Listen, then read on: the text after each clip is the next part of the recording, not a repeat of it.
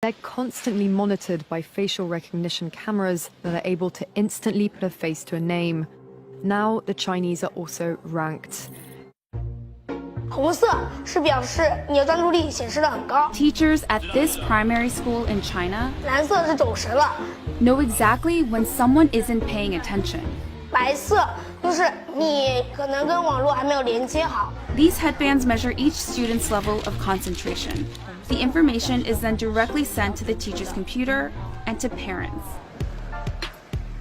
China has big plans to become a global leader in artificial intelligence. It has enabled a cashless economy where people make purchases with their faces. A giant network of surveillance cameras with facial recognition helps police monitor citizens. Meanwhile, some schools offer glimpses of what the future of high-tech education in the country might look like. 做出选择吧 Good job! Classrooms have robots that analyze students' health and engagement levels. Students wear uniforms with chips that track their locations. There are even surveillance cameras that monitor how often students check their phones or yawn during classes. These gadgets have alarmed Chinese netizens.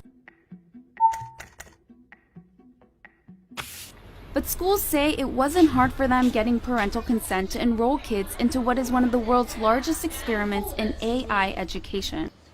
A program that's supposed to boost students' grades while also feeding powerful algorithms.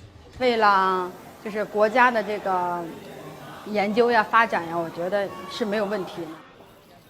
The government has poured billions of dollars into the project, bringing together tech giants, startups, and schools. We got exclusive access to a primary school a few hours outside of Shanghai. 同学们早上好。 To see firsthand how AI tech is being used in the classroom. For this 5th grade class, the day begins with putting on a brainwave sensing gadget. Students then practice meditating.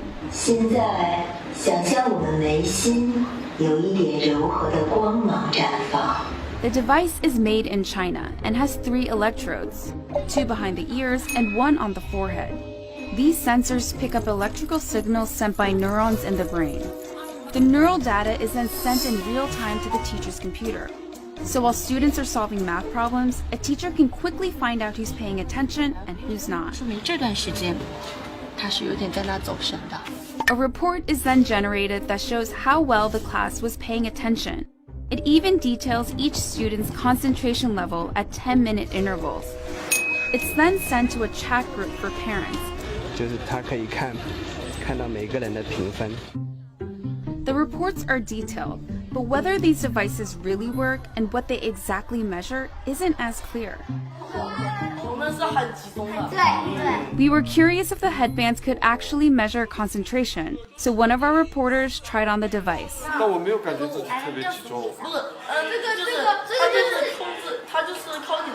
This is a new technology with still fairly little research behind it. Theodore Zanto is a neuroscientist at the University of California, San Francisco. He was surprised to learn that this tech, called electroencephalography, also known as EEG, is being used in the classroom on children. It's usually used by doctors in hospitals and labs. EEG is very susceptible to artifacts. And so if you are itchy or just a little fidgety, or the EEG wasn't set up properly so that the electrodes didn't have a good contact, affects the signal. Despite the chances for false readings, teachers told us the headbands have forced students to become more disciplined. 上课回答我的问题，就是他们的声音会比平常更响亮。 Teachers say the students now pay better attention during class, and that has made them study harder and achieve higher scores. 上课认真听讲，作业做的基本上是全对的。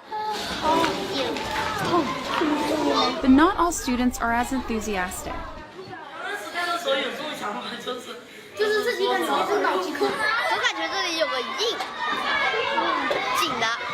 This 5th grader, whom we caught dozing off in class, told us his parents punish him for low attention scores.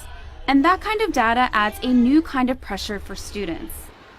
想啊，如果在一次考试全班人都考了95分以上，就你考了一个85，你会不会感觉你有一种Companies we interviewed said the data can go to government-funded research projects.